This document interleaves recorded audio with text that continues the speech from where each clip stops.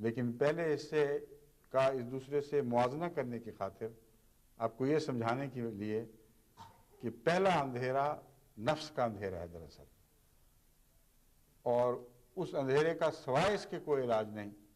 کہ انسان اللہ تعالیٰ سے دعا مانگے، ورنہ کان سنیں گے تو اور سننا نہ چاہیں گے، سنتے بھی ہوں تو سننا نہیں چاہیں گے، آنکھیں دیکھ بھی رہی ہوں آپ دکھائیں وہ دیکھنا نہیں چاہیں گے۔ ایسے شخص کا کیا علاج ہو سکتا ہے سوائے اس کے کہ اللہ اس کے دل میں ایک تغیر پیدا فرما دے۔ اسی لیے حضرت صلی اللہ علیہ وسلم نے شرور انفسنا کی دعا سکھا کر ہم دیکھیں ہم پہ کتنا بڑا احسان فرمایا ہے،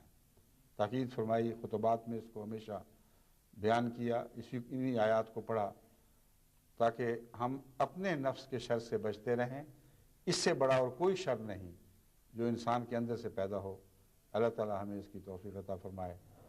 کہ اس شر سے بچیں تو پھر ہماری آنکھیں کام کریں اور ہمیں دکھائی دینے لگیں۔